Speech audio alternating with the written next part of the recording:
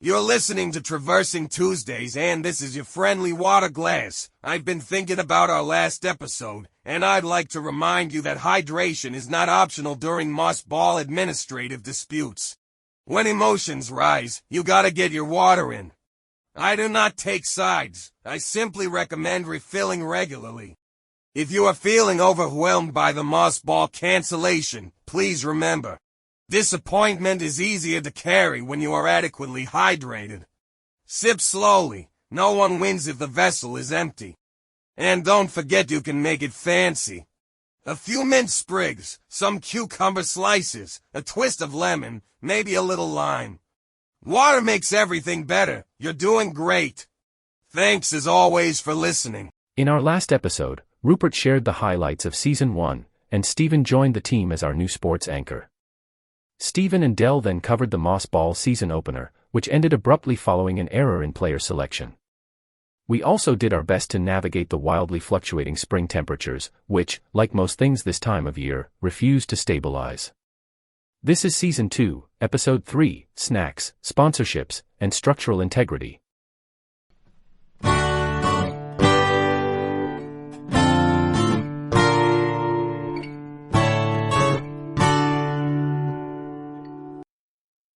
You're listening to Tuesday News Network, serving all of Three Pines Junction, including the Northwoods, the Westwoods, and surrounding areas. Tuesday News Network, for all the news you want to hear. Greetings listeners, I'm your host, Rupert Kettle. Thank you for tuning in. We begin today's broadcast with a word from our sponsor. Are you having difficulty finding an appropriate nesting site? Has another animal challenged your claim to your summer home? Betty Blue Jay, certified estate agent, can help you. From hollow trees, to forked branches, to multi-level nesting communities, Betty Blue Jay's experience is unmatched in the community. Betty has over 300 5-star reviews on Squawk. A Chickadee couple's review reads, Betty's assertiveness was off-putting at first, but we are now living in the safest forked branch community in the North Woods. We have sufficient leaf cover and a spectacular view. Another happy customer reports that his hollow tree lease was secured in record time. It was a great relief to me, as the missus is expecting. I was starting to panic about seasonal occupancy rates. Betty remained calm, and after a brief negotiation with a squirrel, the property was ours, move-in ready. Betty works day and night to ensure that her clients are happily housed. Contact her today via the Three Pines Junction messenger pigeon service. Same-day responses guaranteed, weather permitting. Betty Blue Jay. Fighting for your way home. And now, the news. Local birds are amusing themselves by playing their own version of chicken. They swoop across the road in the path of oncoming cars, confounding drivers and causing alarm and general confusion. Betty Blue Jay reports that this foolishness has to stop. She states, this is why humans use the term bird brain. Stop it immediately. You are giving all of us a bad name. Recent surveillance of the Smoosher-faced dog's residence has yielded no dog sightings, but kennels are being built and it appears a doggy swimming pool is being installed as well.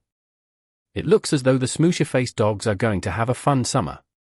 Now on to our window correspondent Sister Cat. Thank you, Rupert. The birds are also swooping and diving in front of the studio. I find their antics quite entertaining and they seem to enjoy capturing my attention. I have spent several days in front of the open window, enjoying the breeze. A starling on the roof opposite walked sideways, flapping his wings and staring at me, but then MK began scratching my ears and I lost interest in the birds. An orange and white cat has been parading about on the sidewalk. I think that the squirrels have abandoned the chimneys for the warmer weather. I am sure the starlings had something to do with it. I will continue to monitor the roof situation for further developments. Meantime, I think I will nap in this lovely sunbeam. Back to you, Rupert. Nighty-night, Sister Cat. Fennick, have you got any news? Greetings, listeners. The garden is a snail's paradise with plenty of foliage and spring delicacies. MK harvested an impressive quantity of violets to make salads, syrup, and candied flowers. Their color really is quite beautiful when made into syrup. She was kind enough to leave plenty of violets for me to enjoy as well. Dr. Chucky Funk has mowed the lawn twice already this season. There have also been a lot of swooping birds in the garden, and I am keeping myself safely hidden. I don't want to become a snack. My favorite places to hang out offer me a little bit of sunlight, but also keep me safe from being carried off. The garden looks like a peaceful place, but it can be fraught with danger for smaller creatures. The turtle on B Street is out and has been seen sunning himself on his favorite log. Back to you, Rupert. Help! Somebody please get me out of here! Help! I say. What is going on? Did no one hear me say I was going to take a nap? What's all that racket? Stephen is stuck in the vending machine. What? Inside? He's inside the vending machine? But how? More importantly, why? Help! He wanted peanuts, but he didn't have any quarters, so he squeezed into the chute. When it closed behind him, he discovered he couldn't push it open from the inside. Oh, this will not do. I knew it. I knew it would be a mistake. But he's an old friend. Surely he would understand the importance of professionalism. The dignity of our responsibilities to the community at large. One would have thought I'd have learned by now. Apparently not. Rupert. We can't leave Stephen in the vending machine. I'll never be able to take a nap with all the noise he's making in there. Yes. Quite. That had not escaped my notice, thank you, Sister Cat. We cannot, as a rule, allow colleagues to remain stuck in the vending machine. Stephen, do stop rattling the crisps. I had hoped to have the opportunity to eat them before they were reduced to crumbs. What is the protocol for resolving colleague-induced vending machine obstruction? Protocol? Protocol? Would you believe there is no protocol? Prior to Stephen's arrival it was unnecessary. If we were to devise protocol for every potential Stephen-induced calamity, we should have no time for anything else. And we would all be reduced to nervous wrecks. I, for one, am already well on my way. Help! Is anybody going to get me out of here? Patience, my dear friend. If we were to spring you too quickly, you would lose the opportunity to consider the consequences of your actions. Rupert. If my opportunity for a peaceful nap means nothing to you, perhaps a gentle reminder that if you leave him in there too long, he will eventually work his way up to your favorite granola bars. Right. Yes. Well, that rather alters the situation. Dell, do ask Liam for the key. Is Dell going to get the key? Yes. In the meantime you may wish to reflect. None of this would have happened if we had a snack budget. Stephen. The absence of a snack budget did not place you in the vending machine. You managed that entirely on your own. Because there is no snack budget. Stephen. No conceivable snack budget would resolve this issue. Your capacity is not presently quantifiable. Wow. I had to see it for myself. Stephen. Are you okay? I'm drafting preliminary union proposals. From inside the vending machine? Especially from inside the vending machine. Please be more careful. Thanks, Liam. As long as you've got the door open, I'm just going to grab... Oh no, you don't. Absolutely not. All proceeds from this machine support the Three Pines Junction Youth Arts Fund. I trust you are not proposing to deprive them of it. Oh, but I'm hungry. I would happily trade an hour of my time teaching little squirrels to play the lute for a bag of salted peanuts. If you are truly hungry, I am sure Dell could prepare you something. In that case, I would advise you to lower your expectations accordingly. We have beets, rice cakes, and a jar of spicy pickles. Ah. Pity. I've just brushed my teeth. I shall have to abstain. Can I get that with peanuts? There are peanuts in the vending machine. Right. For the avoidance of doubt, The earlier unscheduled appearance by Stephen in the vending machine was not part of today's scheduled program. We will not be revisiting it. I felt like it was very educational. Also, I am suddenly inspired to sing There's a Hole in the Bucket. Moving right along. After this word from our sponsor. Tired of long commutes? Looking for a travel method that avoids crossing paths with predators? Do you enjoy the feeling of wind in your fur? Trebuchet Flight Academy can help. Slash your travel time with Trebuchet. Check out our customer satisfaction ratings on Squawk. Trebuchet Flight Academy. We'll get you started. Thank you, Marty Noemsen. Listeners will recognize him as our Moss Ball announcer and, regrettably, our marketing director. Trebuchet Flight Academy. We appreciate your support of today's program. However, we will not be engaging in aviation-related content at this time. To clarify, Rupert, Trebuchet Flight Academy was approved because Acorn Analytics shows strong engagement among adventurous woodland demographics, and, well, some people do respond to aspirational travel solutions. Marty, I would encourage you to revisit the tagline in full. We'll get you started. I am not prepared to recommend that our listeners get started by launching themselves into the sky via mechanical armatures. Integrity must take precedence over engagement metrics. I'd be happy to do a test launch for a bag of salted peanuts. As tempting as your offer is, I am not keen to go through another recruitment process anytime soon. I could sign a waiver. Look, I have a pen. That would not help. This has nothing to do with writing utensil availability. Rupert, I must say I'm disappointed. Trebuchet Flight Academy is one of our higher-performing sponsors. If they feel their messaging isn't being fully supported, there is a real risk they may withdraw their advertising partnership. Disclaimer.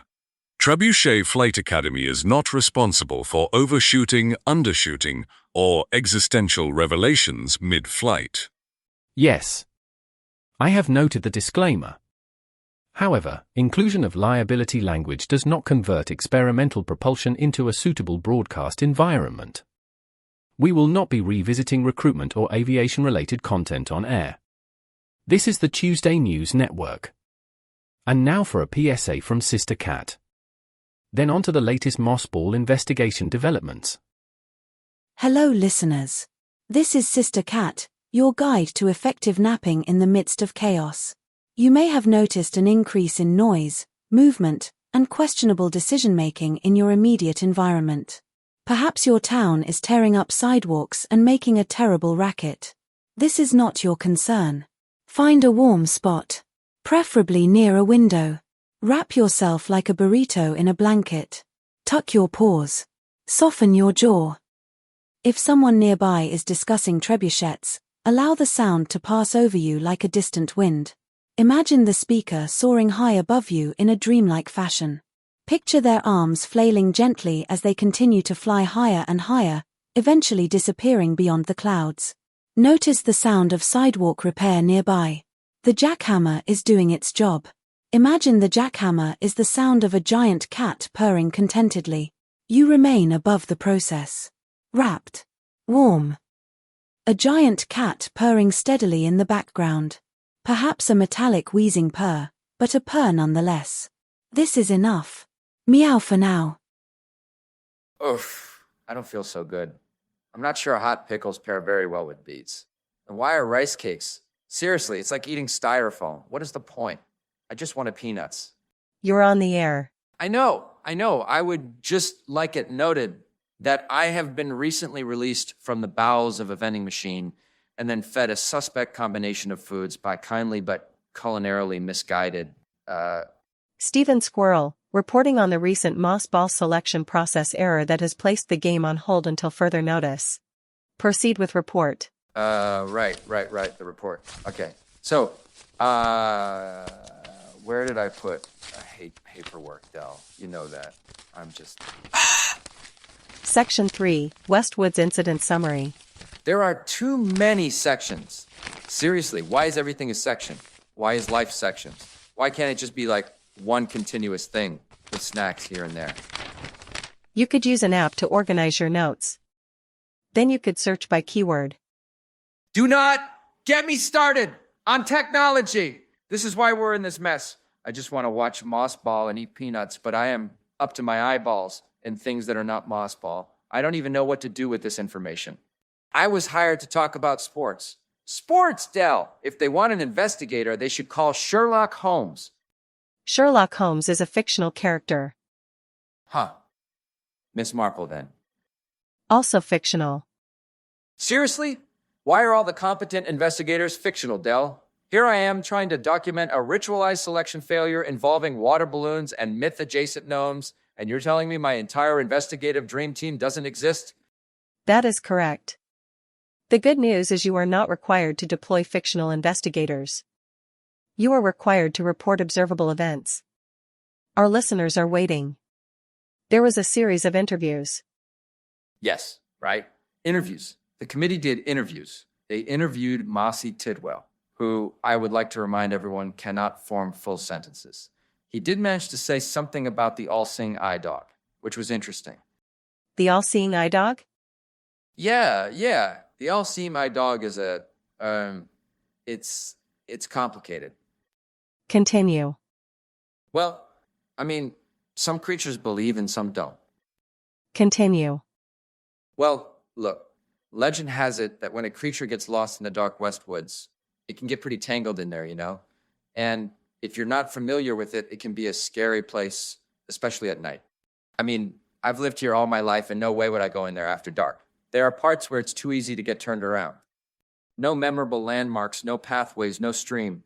Anyway, there are these stories that those who get lost out there and they start to lose hope, well, the all-seeing eye dog appears and leads them back to civilization. Well, not just anywhere. They get led back to Sparky's tavern. Sparky offers a listening ear, a free cup of acorn tea on the house, and a walk escorted back home, since they're pretty shaken up when they come out of there. I mean, that's a huge owl territory, you know what I'm saying? Yes, owls can sound ominous late at night, even for those of us who are not prey animals. But Sparky's Tavern? You mean the place where everyone goes for trivia night? That's the place. And the St. Bernard bartender? That would be Sparky. I don't remember him saying anything about the all-seeing eye dog. Oh, he wouldn't. He absolutely would not. Sparky does not take kindly to being asked about the all-seeing eye dog. Never mention the all-seeing eye dog around Sparky, and definitely do not imply that Sparky might be... No, just don't do that. Noted. Do we interview Sparky to see if he might know something? Listen, Sparky's a great bartender, the very best. He will make sure that all patrons of Sparky's Tavern have a good time, and he will make sure that nobody eats anyone anywhere near his vicinity. He will make sure your glass is refilled before you even realize it's almost empty. I guarantee you that he does know something, but he will also take any secret knowledge to his grave. He doesn't even participate in talking about someone if they aren't right there to hear it. There is no reason to interview Sparky. He is not going to talk. Interesting. I imagine as a bartender he has certainly seen some things. Yeah, so they interviewed Mossy, and he came up with nothing. He was just wandering through the West Woods, minding his own business, when he got hit with the water balloons and selected to play the game. I'm not sure he had any idea what was going on. And the West Woods wing voice, he had to have seen that Mossy was wearing paisley and was a wandering Northwoods gnome. I still don't understand. The Westwood's wing voice stated that selection is determined by presence within the moment, not identity classification. No. This is the whole problem. You can't just say words like presence and moment and expect that to end the conversation. Mossball is a game played between a Northwoods gnome and a Westwoods gnome. And if a Northwoods gnome happens to be wandering through the Westwoods when the wing voice is throwing water balloons while wearing a blindfold, well then, they need to move the selection site farther from the pathway. That is a valid proposal. Thank you. I mean, why am I the only one saying things like don't put blindfolded balloon throwing near traffic routes like it's controversial? You are identifying a failure in spatial risk separation between selection mechanism and incidental population flow. Huh? Oh man, I shouldn't have eaten that 10th rice cake. I feel bloated, and those pickles are like duking it out of my guts. The issue you identified can be categorized as a positional hazard overlap. Right, okay. So instead of having the wing voice do balloon selection near, I don't know, foot traffic. I mean, can you imagine if a moose had happened by? Just because the moose gets hit, that's it? Now we have a moose on the routing line. Can you imagine how much foil we would need for that hat? And even just keeping it on. What a logistical nightmare. You wouldn't see this kind of flagrant misunderstanding in the North Woods. They always have it together. They do their selection in, that's it. What do the Northwoods gnomes do? They have their selection at the fairgrounds, in the big open field where the jousting happens in the fall. There is no regular foot traffic there. It's neutral ground. That makes sense. I will recommend that the Moss Ball Regulatory Committee be convened to evaluate relocation of the Westwoods selection mechanism to a neutral field configuration. Oh man, if this means Moss Ball starts up again, I am going to be so happy. Then, all I need to do is get a snack and my joy will be complete. It's good to have a goal in life. This is one part possibly taken care of if approval is issued. Then there is the matter of the game. Is it a forfeit? Is it considered a win for the Northwoods? Oh, I hadn't thought of that. I think it should be considered a Northwoods win. After all, if the Westwoods wing voice is going to be that sloppy about selection that he can't even choose someone from his own team. That does seem like a clean way to take care of the problem. If the Westwoods wing voice allows anyone who is in the vicinity to become the representative for the Westwoods, then it makes sense to be sure that only Westwoods gnomes are represented. In a place away from foot traffic. Okay, that's it. I need to go find something edible. Thank you for listening. Stay tuned for more updates.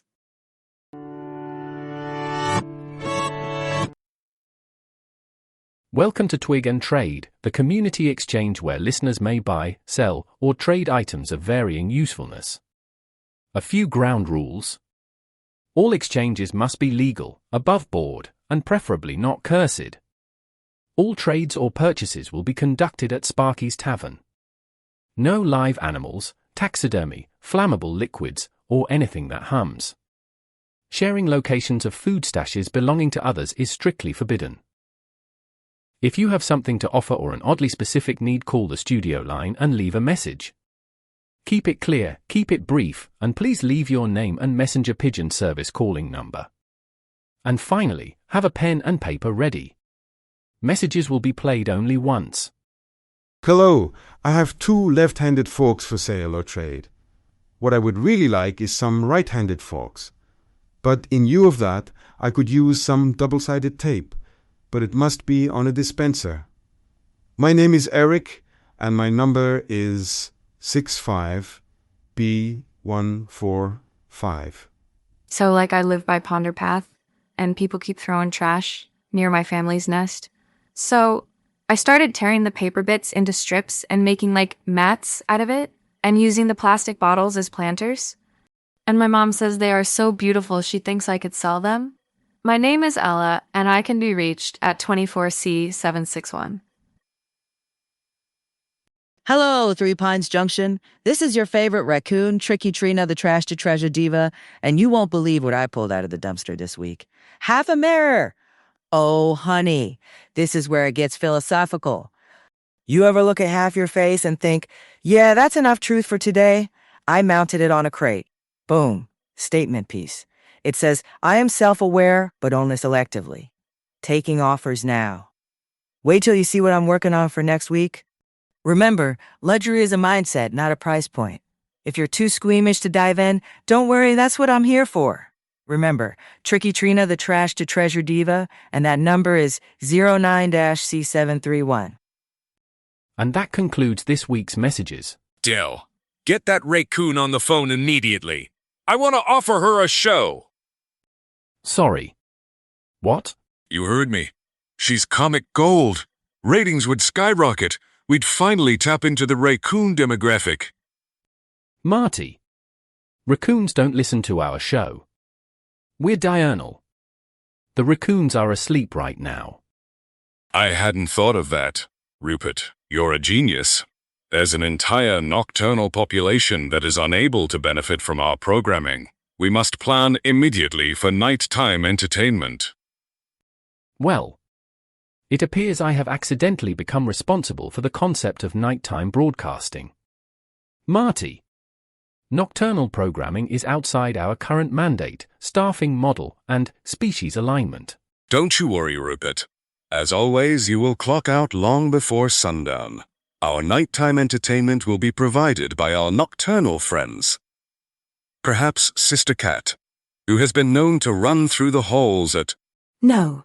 My contract states that I choose my own hours. And I am MK's right paw. Is MK aware of this plan? Well, that is, this is more of a preliminary floating of a balloon to see who's on board. Of course, there is no obligation from our diurnal team. You all work very hard. Okay, time out. Time out!